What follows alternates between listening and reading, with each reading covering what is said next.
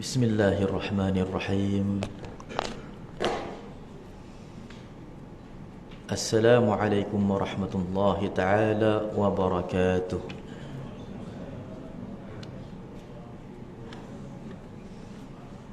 Alhamdulillahi rabbil alamin. Wabihi nasta'in ala umurid dunya wad din. Wala hawla wala quwwata illa billahil aliyil azim. سبحانك لا نحصي ثناء عليك كما أثنيت على نفسك فلك الحمد حتى ترضى ولك الحمد إذا رضيت ولك الحمد قبل الرضا ولك الحمد بعد الرضا ولك الحمد حتى ترث الأرض ومن عليها وأنت خير الوارثين سبحانك لا علم لنا إلا ما علمتنا إنك أنت العليم الحكيم رب اشرح لنا صدورنا ويسر لنا أمورنا واحلل عقدة من ألسنتنا ويفقه أقوالنا اللهم صل وسلم على سيدنا محمد الفاتح لما أغلق والخاتم لما سبق والناصر الحق بالحق والهادي إلى صراطك المستقيم وعلى آله وصحبه حق قدره ومقداره العظيم أما بعد. Yang dimuliakan Tuan Pengerusi Surau, Tuan-Tuan Imam, Tuan-Tuan Muadzin, barisan ahli jawatan kuasa, semua yang telah pun menjayakan pelbagai bentuk aktiviti, program-program apa jua pengajian yang dianjurkan di bawah anjuran Surau An-Nur ini. Seterusnya hadirin dan hadirat, muslimin dan muslimat yang dirahmati, yang disayangi, mudahan diredai oleh Allah Subhanahu wa taala. Kita bersyukur kehadrat Allah Subhanahu wa taala limpah kurnia serta inayah yang telah pun diberikan, diagihkan, dianugerahkan oleh Allah Subhanahu wa taala ke atas kita semua pada hari ini. Ditakdirkan, ditentukan kepada kita oleh Allah Subhanahu wa taala suatu kelompok, suatu kaum yang dapat memakmurkan tempat yang sangat dimuliakan oleh Allah Subhanahu wa taala. Juga kita hadir ke dalam suatu waktu yang ianya dijadikan oleh Allah Subhanahu wa taala, ditentukan oleh Allah Subhanahu wa taala salah satu waktu untuk kita mengabdikan diri kepadanya. Waktu yang tidak pernah disia-siakan oleh orang-orang yang soleh, melainkan dimanfaatkan untuk menimba ilmu dan juga menambahkan dengan amalan yang sunnah. Juga kita hadir ke dalam sebuah mujtama', perhimpunan, perkumpulan, suatu majlis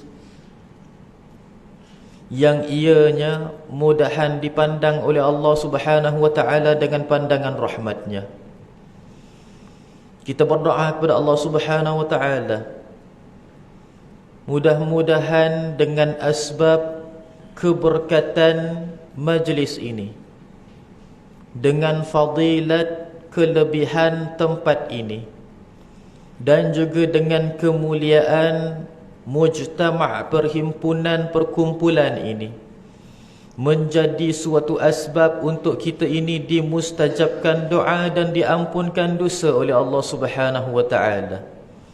Ya Allah, ya Tuhan kami, jadikanlah kami di antara hamba-hamba-Mu yang Engkau sentiasa angkatkan darajatnya, ampunkan dosa-dosanya dan juga lindungi, sembunyikan segala keaiban dan kekurangan serta perkara yang memalukan kami, ya Allah. Jadikanlah kami berdaya dan berjaya berjalan di atas landasan syariat-Mu dan juga bernaung di bawah naungan rahmat-Mu, ya Allah. Pakaikanlah kami dengan pakaian keimanan, ketakwaan kepada-Mu, ya Allah, yang menebal dan bertambah saban hari dan saban waktunya, ya Allah. Ya Allah, ya Tuhan kami, hidupkanlah kami di sepanjang kehidupan kami dalam keadaan ketenangan jiwa, ketenteraman, kebahagiaan dan juga kegembiraan, ya Allah. Jauhilah kami daripada segala penyakit hati, penyakit akal dan juga penyakit jiwa seperti mana yang banyak dihidapi oleh umat manusia di akhir zaman, ya Allah. Daripada anxiety, bipolar, depression dan juga yang seumpama dengannya, ya Allah. Ya Allah, ya Tuhan kami, jadikanlah kami sentiasa mendapatkan keberkatan, kenikmatan, keampunan dan juga suatu kerahmatan daripada-Mu, ya Allah. Engkau tentukanlah ibadah kami, salat kami saban hari dan saban waktunya semakin hari semakin khusyuk kerana-Mu, ya Allah. Kebajikan dan amal ibadah kami semakin hari semakin ikhlas kerana-Mu, ya Allah. Sehinggalah kami menemukan ajal di penghujung kehidupan kami. Wafatkanlah kami, matikanlah kami, ya Allah, dalam keadaan husnul khatimah.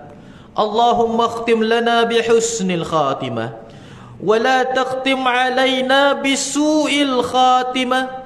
Ya Allah, ya Tuhan kami, matikanlah kami semua di dalam keadaan husnul khatimah, dan jauhilah kami, ya Allah, daripada kewafatan su'ul khatimah. Amin ya rabbal alamin, ya arhamar rahimin. Hadirin yang dirahmati, disayangi, dikasihi oleh Allah Subhanahu wa taala. InsyaAllah pada hari ini kita memulakan satu bacaan buku ataupun kitab yang ringkas berkenaan tata cara dan juga suatu silibus, kaedah untuk kita memahami dan juga untuk kita mempelajari ilmu di akhir zaman. Hadirin yang dirahmati, disayangi, dikasihi oleh Allah Subhanahu wa taala, kebanyakan daripada pemberitahuan berkenaan ilmu akhir zaman yang kita dengar sebelum ini adalah berkisarkan berkenaan dengan kronologi akhir zaman. Cerita berkenaan petanda-petanda akhir zaman, sama ada ianya telah pun berlaku dan juga akan berlaku. Petanda hari kiamat itu banyak yang telah berlaku dan sedikit lagi yang akan berlaku. Kehidupan kita sekarang ini pada petanda akhir zaman yang pertengahan. Jadi semua perkara ini telah pun diceritakan oleh para asatidah, oleh para da'i, dan juga kebanyakan di dalam artikel-artikel, blog-blog dan juga sebagainya. Tetapi ilmu ini tidak terhenti ataupun tidak terbatas setakat itu sahaja. Ilmu ini adalah ilmu yang memiliki pendidikan yang dibahagikan oleh Al-Habib Abu Bakar Al-Adani bin Ali Al-Mashhur, pengasas kepada ilmu fiqh tahawulat. Kepada ilmu ini, kepada 5 subjeknya, disebutkan sebagai dirasatu fiqh tahawulat ataupun pendidikan di dalam ilmu fiqh tahawulat berkenaan dengan ilmu petanda akhir zaman. Maksudnya di dalam kronologi tersebut memiliki suatu subjek pendidikan untuk kita mempelajarinya. Daripada sudut kronologi dan ceritanya itu adalah sebuah keilmuan, dan daripada sudut mempelajari dan menyelidiki perkara di dalam penceritaan tersebut juga suatu keilmuan yang lain. Hadirin yang dirahmati, disayangi, dikasihi oleh Allah Subhanahu wa taala, kita mulakan bacaan kitab ini daripada muka surat yang ke-10, pelajaran yang pertama. Adapun daripada muqaddimah, kata pengantar dan muqaddimah itu, rasanya telah pun kita ini memahami suatu falsafah ataupun suatu penerangan berkenaan dengan ilmu ini, itu adalah muqaddimah bagi kitab ini. Yang disebutkan di sini daripada Al-Quranul Karim, daripada ayat surah Al-Jumu'ah ayat yang kedua, yang berbunyi, A'udzu billahi minasyaitonir rajim, Huwallazi ba'atha fil ummiyina rasulan minhum yatlu 'alaihim ayatihi wa yuzakkihim wa yu'allimuhumul kitaba wal hikmah wa in kanu min qablu lafi dhalalin mubin. Ayat surah Al-Jumu'ah ayat yang kedua ini, yang bermaksud dialah, yakni Allah Subhanahu wa ta'ala yang mengutuskan kepada kaum yang, daripada kaum yang buta huruf, seorang rasul di antara mereka, yang mentilawahkan ayat-ayatnya kepada mereka, mensucikan mereka dan mengajarkan mereka kitab dan juga hikmah. Dan sesungguhnya mereka sebelumnya benar-benar dalam keadaan sesat yang nyata. Hadirin dan rahmati disayangi, dikasihi oleh Allah Subhanahu wa ta'ala, di dalam ayat ini secara maknawi, secara tersiratnya, memiliki sendi-sendi keilmuan di dalam agama Allah Subhanahu wa ta'ala yang lengkap. Allah Ta'ala berfirman bahawasanya, Huwallazi ba'atha fil ummiyina rasulan minhum. Dialah Allah Subhanahu wa ta'ala yang mengutuskan daripada kalangan orang-orang yang ummi. Perkataan ummi di sini merujuk kepada manusia yang buta huruf. Tetapi apabila disebutkan bahawasanya rasulan minhum, rasul daripada mereka, salah seorang daripada orang yang buta huruf ini dipilih oleh Allah Subhanahu wa ta'ala, dijadikan rasul. Jadi rasul itu disebutkan sebagai Mustafa, yang terpilih. Yang terpilih, maka perlulah gelaran itu diberikan penghormatan. Para ulama tidak ada yang menterjemahkan ummi itu buta huruf. Para ulama terdahulu, para ulama Nusantara, yang menterjemahkan ummi itu, mereka mengatakan ummi tidak membaca dan tidak menulis. Lalu subhanallah, bila dikatakan tidak membaca dan tidak menulis, memberikan makna bukan Nabi Muhammad SAW itu buta huruf. Maksud buta huruf itu bukannya tidak erti membaca, tetapi sifat baginda SAW bukannya sifat orang yang membaca. Dan dikatakan ummi bagi Rasulullah SAW itu adalah maziyah, kelebihan, bukannya kekurangan. Dia adalah suatu kelebihan, bukannya kekurangan.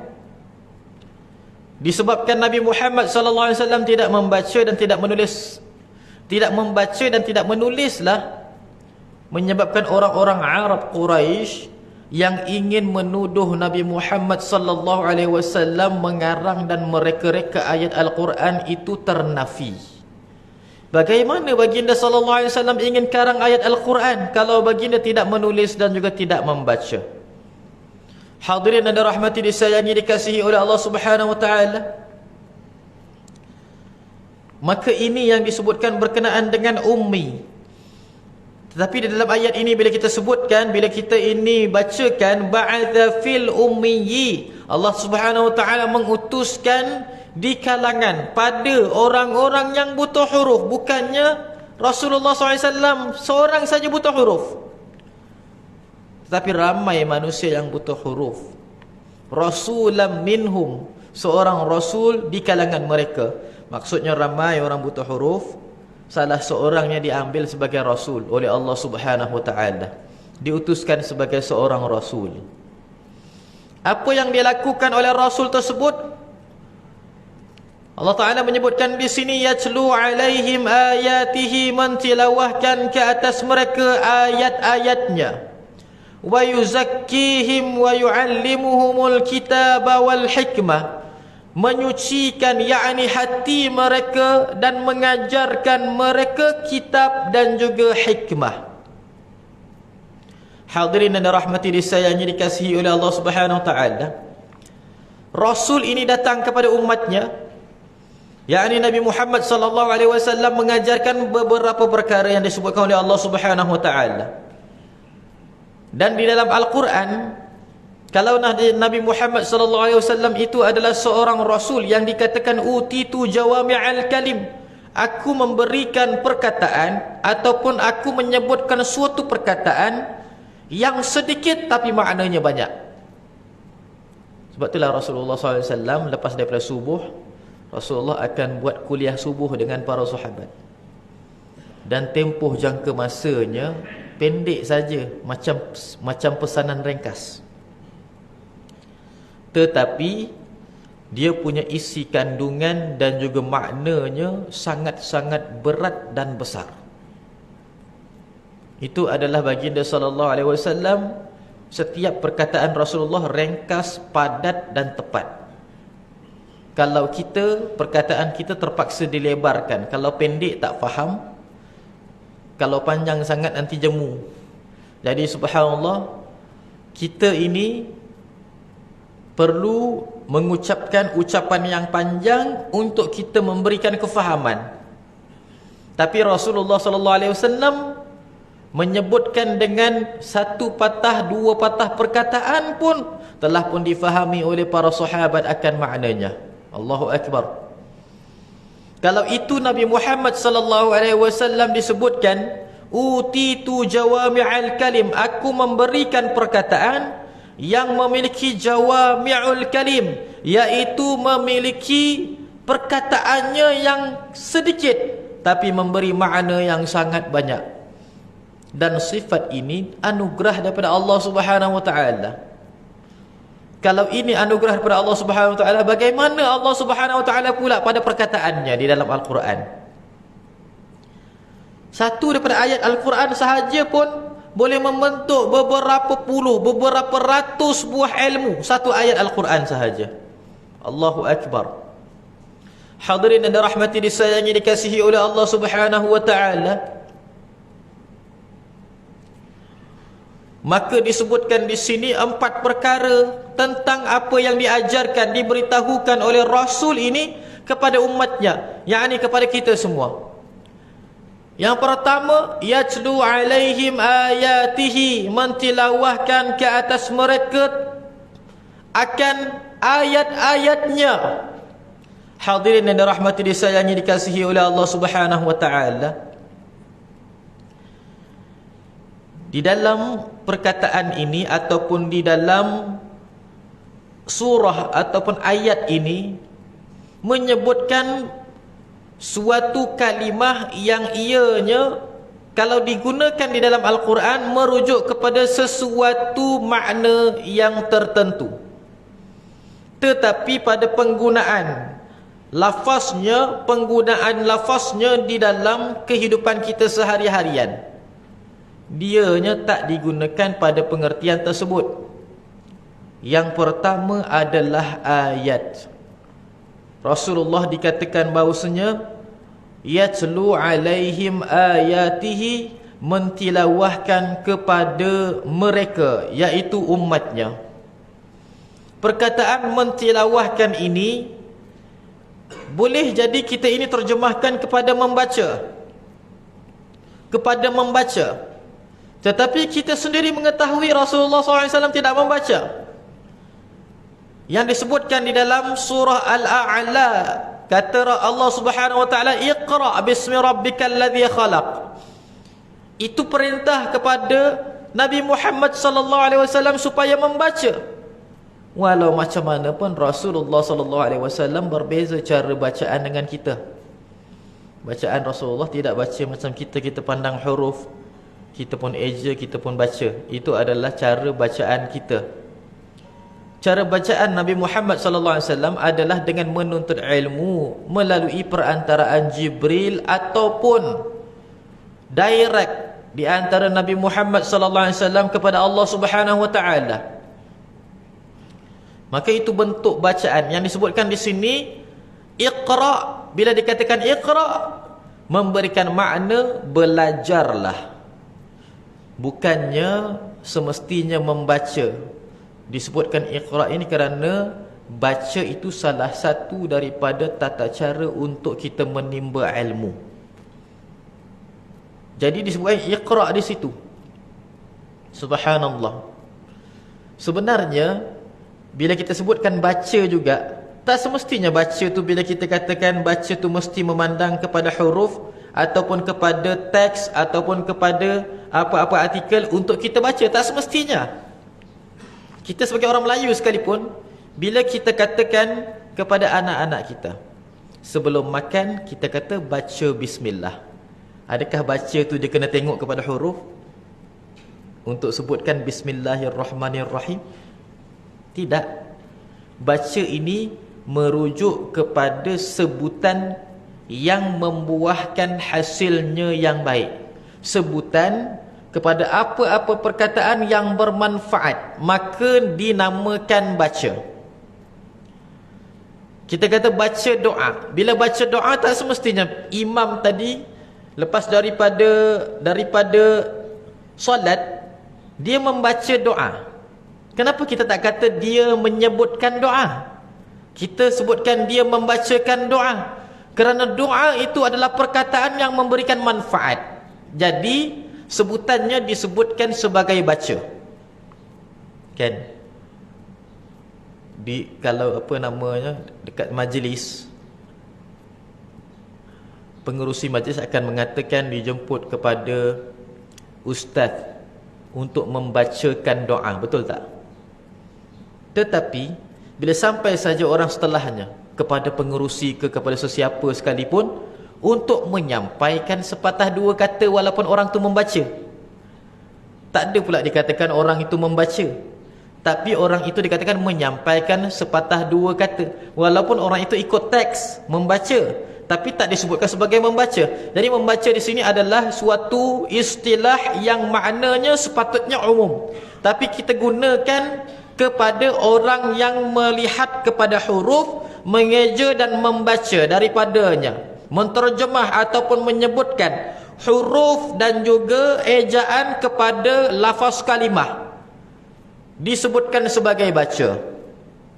Begitu juga di dalam kitab ini, yatlu alaihim ayatihi, Allah Subhanahu wa taala menyebutkan bahawasanya mentilawahkan ke atas mereka. Hadirin dan rahmati disayangi dikasihi oleh Allah Subhanahu wa taala, kalau kita rujuk dalam mana-mana tafsiran Al-Quran, tilawah yang disebutkan yatlu itu perkataannya daripada tala yatlu tilawatan. Perkataannya pada dasarnya ataupun terbitannya adalah tilawah.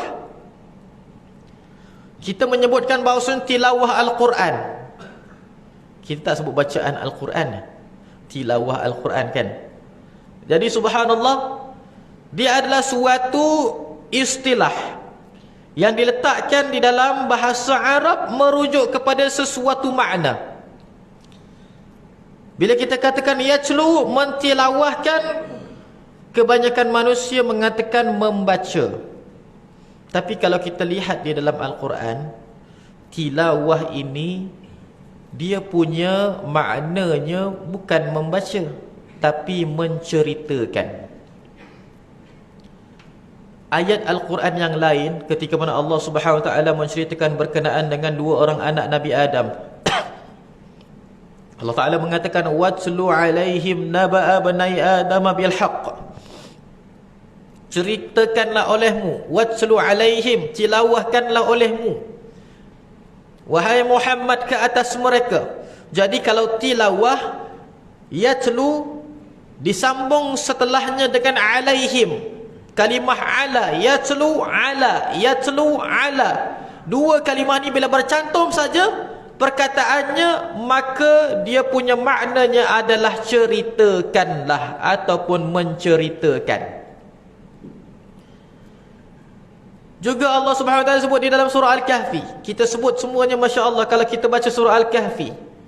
Allah Taala berfirman di dalam surah Al-Kahfi dengan mengatakan wa yas'alunaka 'anil qarnain.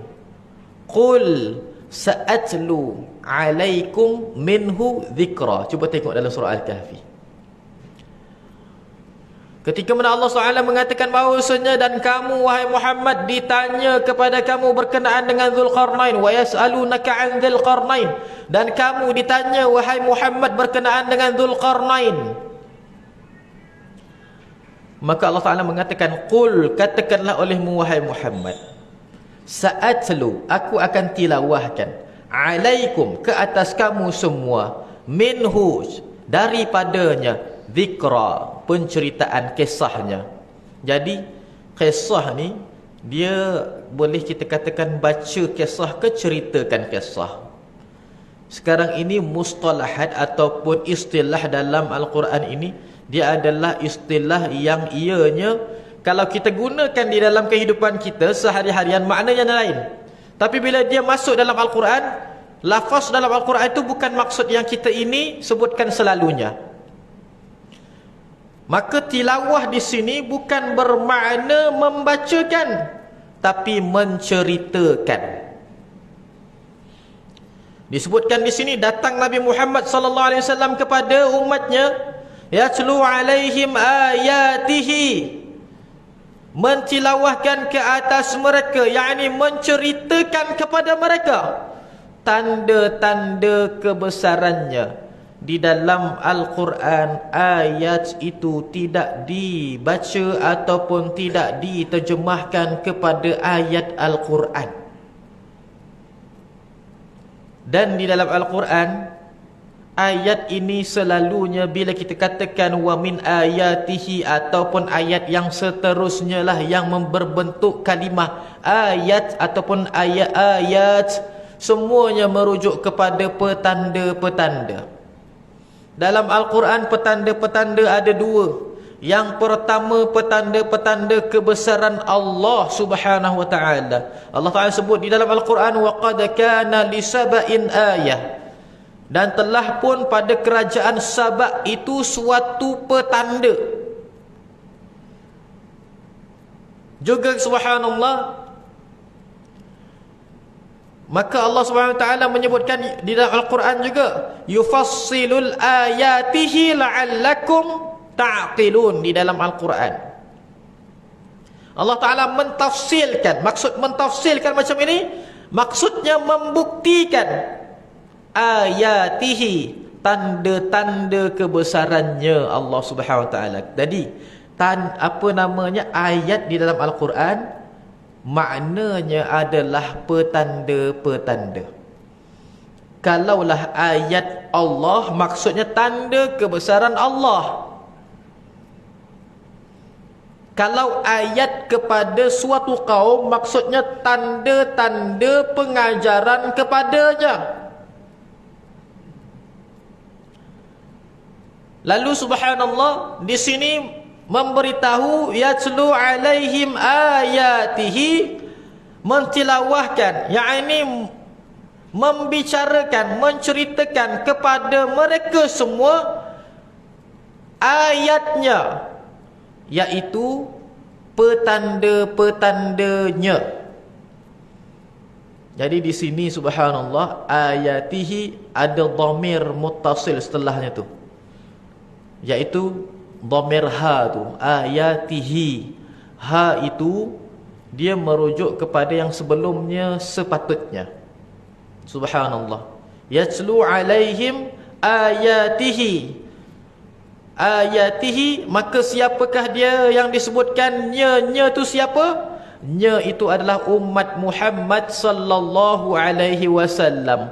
Menceritakan kepada mereka petanda-petandanya, yaitu petanda-petanda peringatan di dalam umat Muhammad sallallahu alaihi wasallam. Maka di dalam perkataan ini secara maknawi telah pun terselit suatu keilmuan yang ianya adalah ilmu tentang petanda hari kiamat. Allah Subhanahu wa ta'ala, Rasulullah sallallahu alaihi wasallam menyebut di dalam sebuah hadis.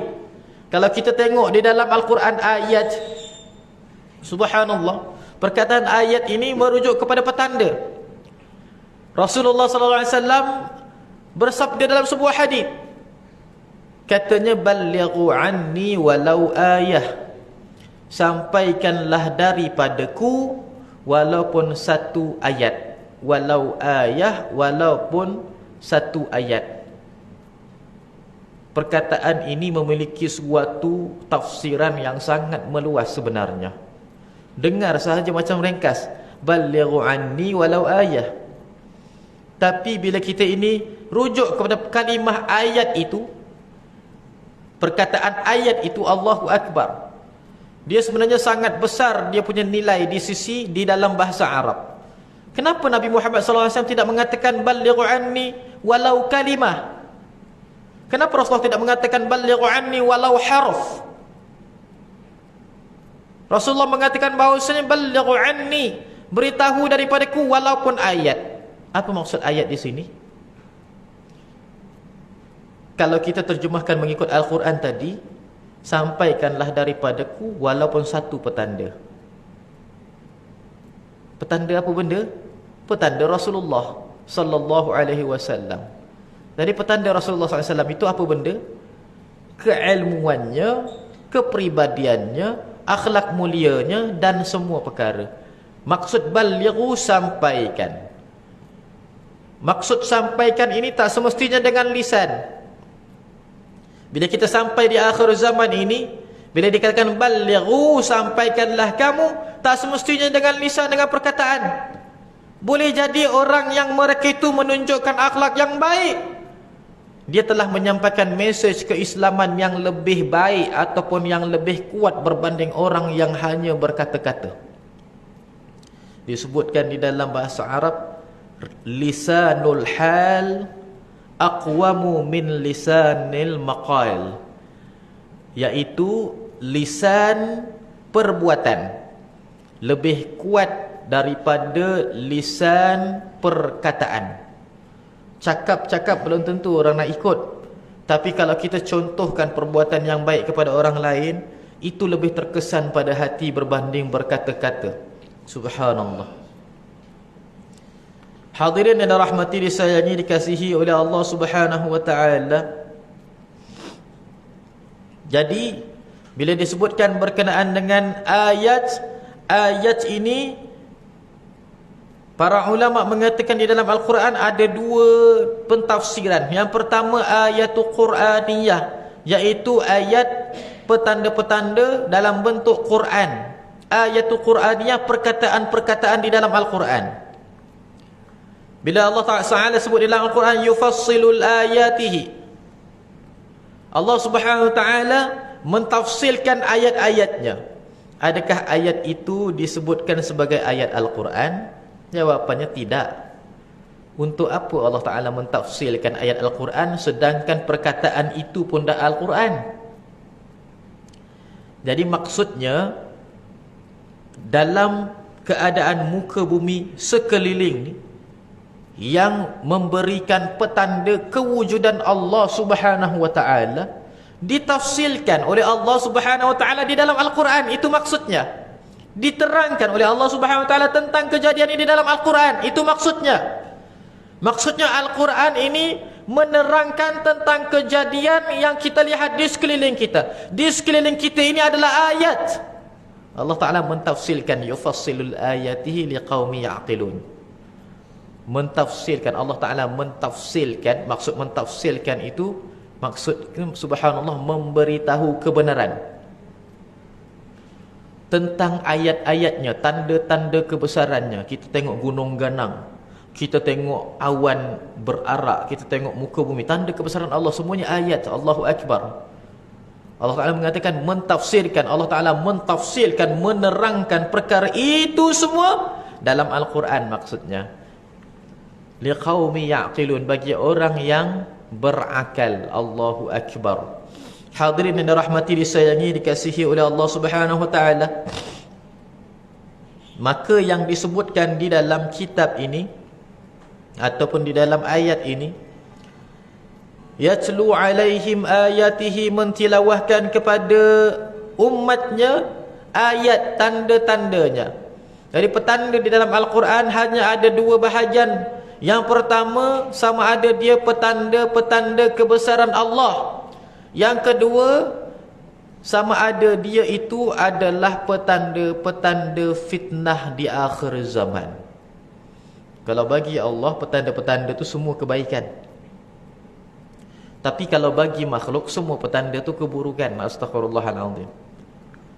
Dan kemudiannya wa yuzakkihim, dan mensucikan mereka, yakni mensucikan hati mereka.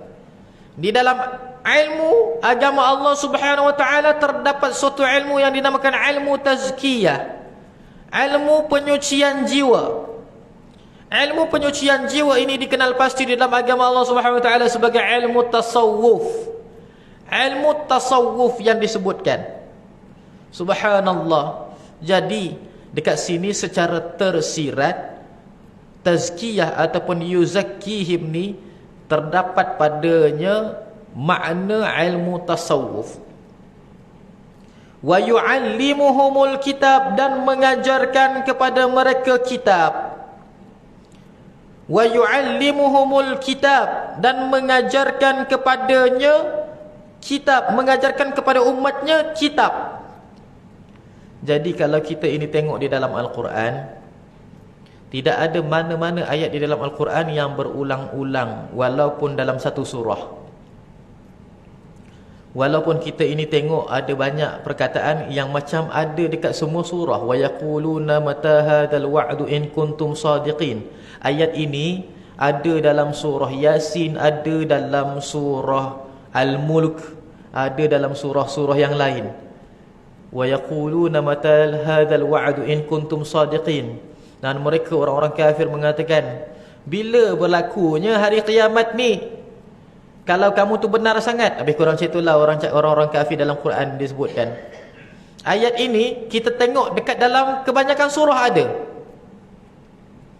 Juga kalau kita tengok ayat yang terulang-ulang dalam surah Al-Mursalat mengatakan wailun yauma idzil lil mukadzibin.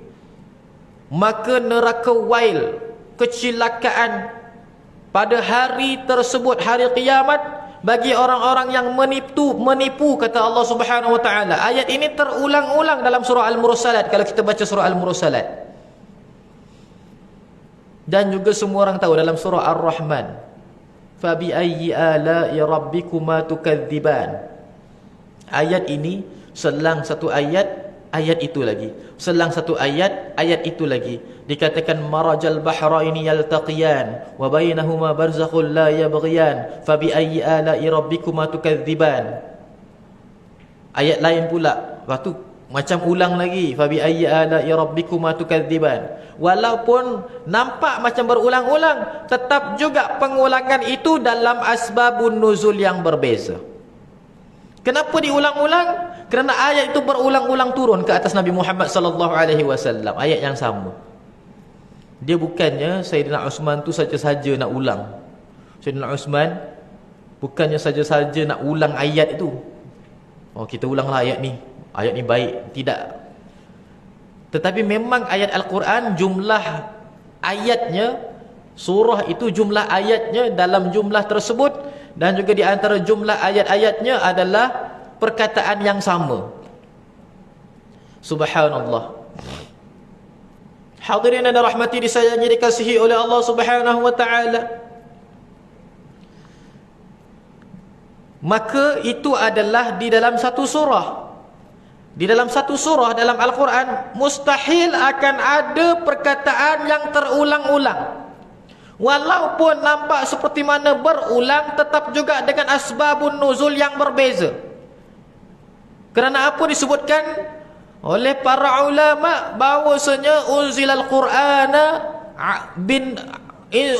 Qur'ana nujuman. Allah Ta'ala menurunkan Al-Quran itu dalam bentuk berperingkat-peringkat.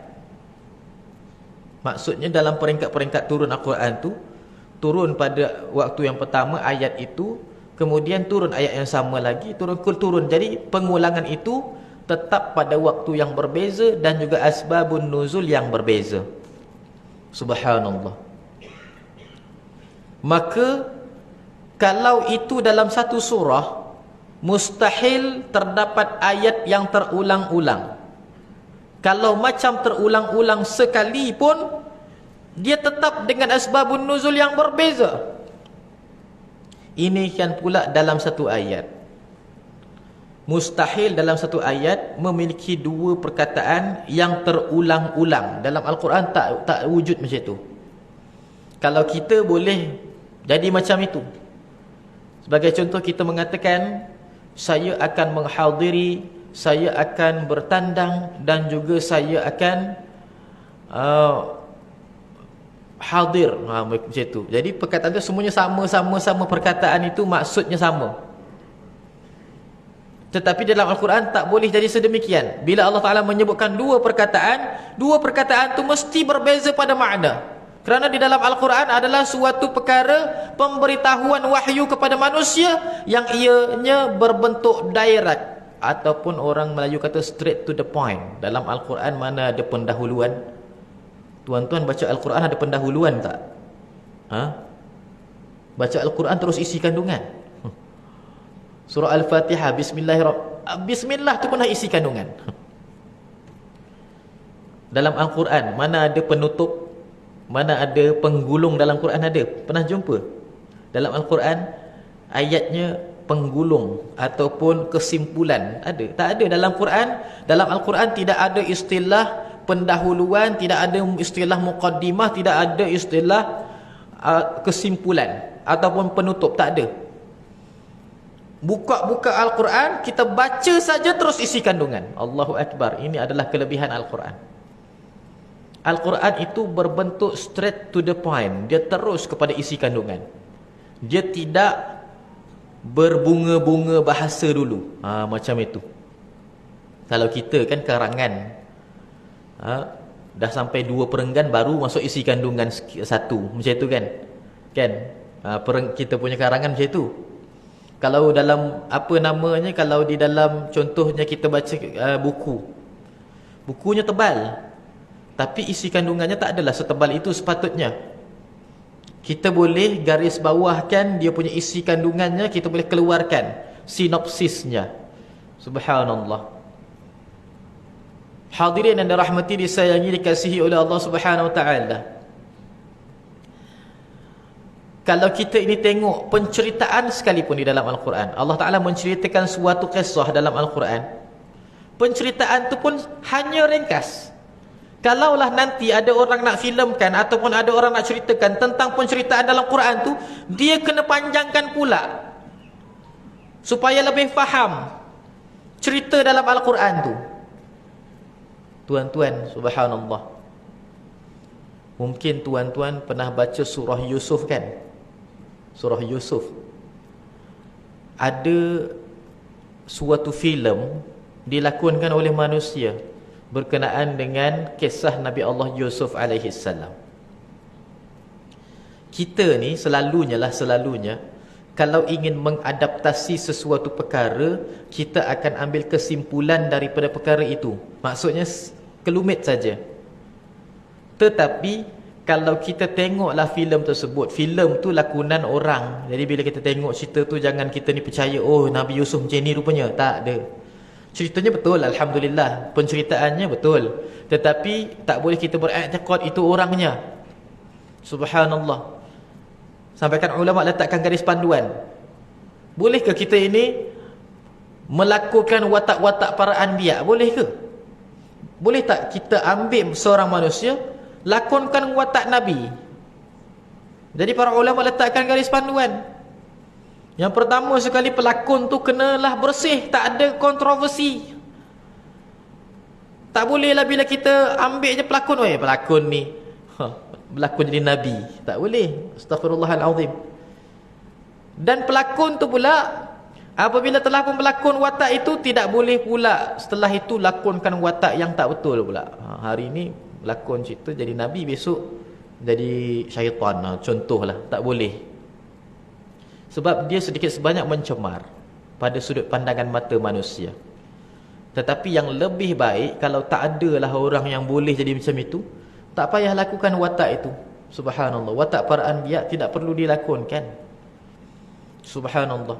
Ada satu filem namanya Ar-Risalah. Kalau tuan-tuan type dekat dalam YouTube, tulisan bahasa Arab, alif lam ra sin alif lam ta marbutah, cuba type dalam tulisan Arab, akan keluar satu filem Ar-Risalah. Keluaran filem diterbitkan pada tahun 1976.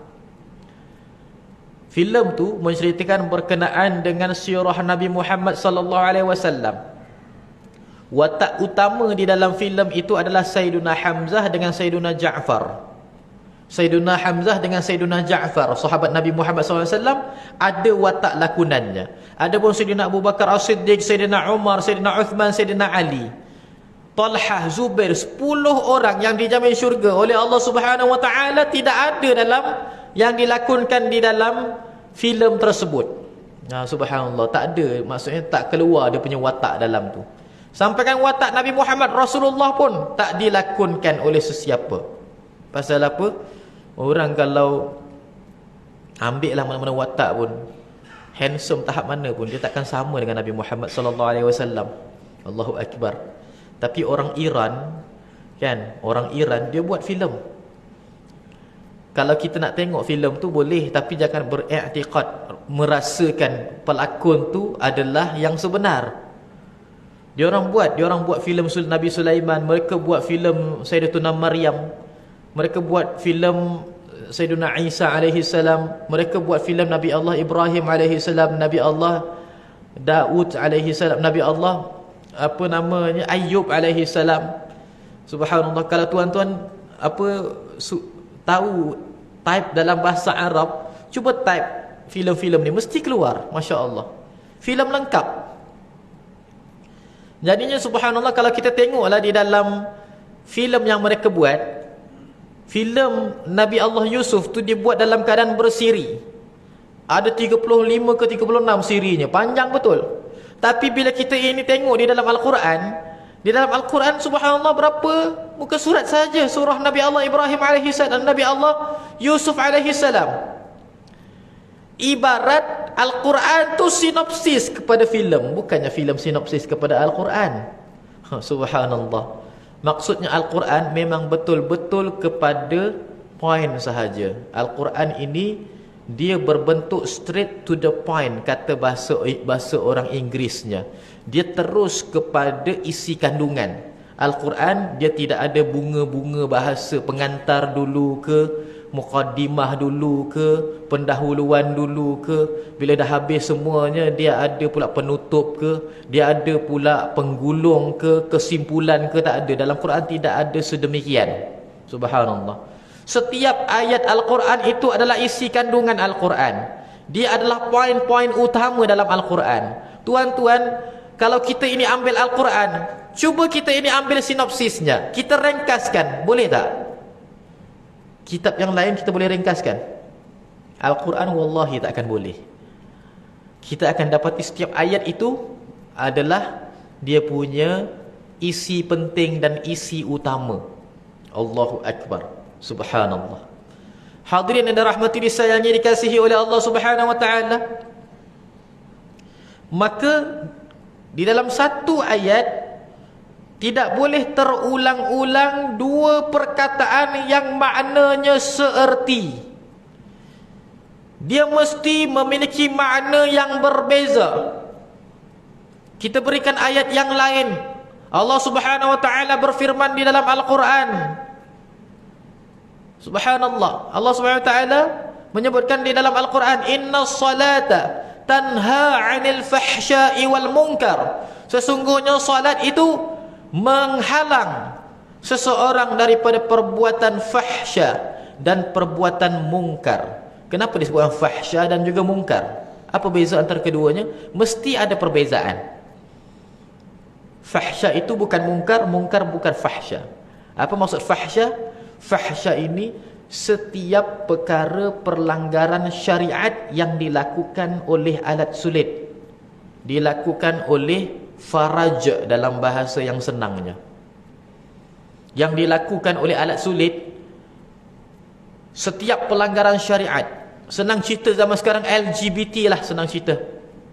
LGBT ni pelanggaran syariat yang dilakukan oleh alat sulit, menggunakan alat sulit.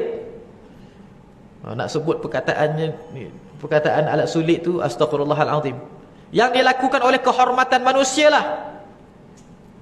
Ini adalah fahsya. Seperti mana zina, seperti mana liwat dan sebagainya lah, ini adalah fahsya. Adapun mungkar ini adalah perlanggaran syariat yang dilakukan oleh tubuh badan dan panca indera yang lain, yang dilakukan oleh mata, yang dilakukan oleh telinga, dilakukan oleh tangan. Kenapa Allah Ta'ala mengasingkan antara kedua ni? Kenapa ya? Kerana orang yang berzina belum tentu lagi dia buat benda yang mungkar. Orang yang berzina belum tentu dia buat benda yang mungkar lagi. Contohlah, orang tu dia berzina tapi baik saja, tak adalah mencuri, nak menipu orang, tak ada, tapi berzina. Astaghfirullahalazim. Dan orang yang melakukan kemungkaran pun belum tentu lagi dia itu melakukan fahsya. Pergi mencuri, pergi menipu orang, memfitnah, belum tentu lagi dia pernah berzina. Dua perkara yang sangat berbeza. Allahu Akbar. Boleh jadi orang tu zahirnya baik, subhanallah, baik, Masya Allah, orangnya baik sangat, tapi berzina. Astaghfirullahalazim. Berapa ramai manusia yang kita ini kenal sebenarnya daripada sudut kehidupan sebaliknya, sisi gelapnya dipenuhi dengan kemaksiatan. Astaghfirullahalazim. Maka inilah diasingkan. Allah Ta'ala sebut di dalam Quran, wala taqrabuz zina innahu kana fahishatan. Tengok, Allah Ta'ala mengkhususkan innahu kana fahishatan, tak disebutkan mungkar.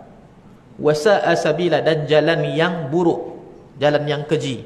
Astaghfirullahalazim. Hadirin yang dirahmati, disayangi, dikasihi oleh Allah Subhanahu Wa Taala, itu adalah dalam satu ayat Al-Quran tidak boleh ada dua perkataan yang seerti. Maknanya mesti akan berbeza. Subhanallah. Kerana Al-Quran dia akan memberikan manfaat kepada kita walaupun dengan dua perkataan, dua-duanya mestilah tidak tergantung pada satu makna. Hadirin yang dirahmati, disayangi, dikasihi oleh Allah Subhanahu Wa Taala, bila disebutkan di sini yatlu alaihim ayatihi, mentilawahkan ke atas mereka ayat-ayatnya. Kalau disebutkan ayat-ayat ini adalah ayat Al-Quran, maka bagaimana pula yang disebutkan dengan perkataan seterusnya, wa yu'allimuhumul kitab, mengajarkan mereka kitab. Kitab tu apa pula? Dan disebutkan di sini Al-Kitab. Bila disebut Al-Kitab ada alif lam ni depannya, maksudnya Al-Quran. Kalau kitab sahaja tidak ada al depannya, tidak ada al depannya, maksudnya dia kitab yang lain-lain juga. Tapi bila sebut Al-Kitab, Al-Kitab itu Al-Quran. Subhanallah. Jadi macam mana pula yang pertama Allah Ta'ala mengatakan membacakan kepadanya ayat-ayat, iaitu ayat Al-Quran, kemudian mengajarkan pula kitab Al-Quran juga. Jadi tidak boleh berlaku pengulangan daripada sudut makna dan pengertian dalam satu ayat. Daripada situlah guru kami mengambil bahawasanya ayat itu bukan ayat Quran. Yatlu alaihim ayatihi, mentilawahkan ke atas mereka ayat. Ayat itu bukan ayat Al-Quran, tapi dia adalah ayat petanda-petanda kebesaran ataupun petanda-petanda kehancuran manusia. Astaghfirullahalazim. Dan memang itu pun Rasulullah SAW ditugaskan kepada kita semua. Allahu Akbar. Wal hikmah, dan kemudiannya adalah al-hikmah. Hikmah di sini adalah berkenaan dengan ilmu yang ianya terdapat pada keislaman ataupun terdapat pada syariah. Jadi di sini subhanallah telah pun ianya terhimpun. Kita sebutkan di sini merujuk kepada ayat Al-Quran di atas. terdapat 4 perkara di dalam pendidikan agama yang disebutkan dalam ayat ini secara maknawi yang tersirat. Yang pertama, tentang adanya ilmu ayat. Disebutkan di sini ayat tidak merujuk kepada ayat-ayat kalimah dalam Al-Quran. Kerana apa? Kerana kita sebutkan sebentar tadi, dalam satu jumlah ayat dalam Al-Quran tidak boleh ada perkataan yang ianya 2 perkataan yang berulang-ulang maka seerti, tidak ada. Bila dikatakan yu'allimuhumul kitab, mengajarkan mereka kitab, yakni Al-Quran, maka ayat itu dia bukan Al-Quran dah. Yatlu alaihim ayat, adakah ayat Al-Quran? Bukan. Pasal apa? Lepas tu disebutkan wa yu'allimuhumul kitab, mengajarkan mereka kitab. Jadi kalau ayat itu dikatakan ayat Al-Quran, maka dah berulang di situ. Jadi di sini dikatakan bahawasanya tidak merujuk kepada ayat-ayat kalimah di dalam Al-Quran, malah ianya lebih bererti kepada alamah, iaitu petanda-petanda. Ilmu yang menyelidiki tentang petanda-petanda hanyalah ilmu petanda akhir zaman. Kalau kita belajar apa namanya ilmu, kalau kita belajar ilmu syariat, dalilnya bukan petanda, dalilnya ayat Al-Quran dengan ayat hadis. Kalau kita belajar ilmu apa lagi, ilmu tasawuf, dalilnya bukan daripada petanda juga. Tapi kalau kita belajar ilmu tentang petanda hari kiamat, dalilnya ada 2 cabang. Yang pertama Quraniyah, yang kedua ayat. Yang pertama tengok dalam Quran dengan As-Sunnah disebutkan ke tidak. Yang kedua tengok kepada realiti zaman, terjadi ataupun tidak. Ini adalah satu perkara yang agak berbeza kepada ilmu-ilmu yang lain. Subhanallah. Hadirin yang dirahmati, disayangi, dikasihi oleh Allah Subhanahu Wa Taala. Yang kedua pula disebutkan di sini, menerangkan juga tentang sesuatu ilmu yang telah dibincangkan oleh para ulama terdahulu berkenaan penyucian jiwa, lebih dikenali sebagai tasawuf. Yang ketiganya pula disebutkan di sini, begitu juga telah memberitahu berkenaan ilmu yang datang dari kitab dan juga dan hikmah, yaitu sunnah Nabi Muhammad SAW, dan ilmu dikenali sebagai ilmu aqidah dan juga syariah. Jadi penerangannya di sini menyatakan bahawasanya golongan yang tidak mempelajari ilmu-ilmu ini sebelumnya itu dalam keadaan sesat yang nyata. Maksud sesat yang nyata ini tidak boleh dinafikan daripada kesesatan. Hadirin yang dirahmati, disayangi, dikasihi oleh Allah Subhanahu Wa Taala, maka ilmu tentang petanda akhir zaman ini di dalam Al-Quran tidak disebutkan secara jelas, tetapi ianya disebutkan secara maknawi. Disebutkan secara maknawi, iaitu yang tersirat, kerana Al-Quran itu tidak menyampaikan perkara-perkara yang fitnah. Al-Quran tidak menyampaikan perkara-perkara yang fitnah.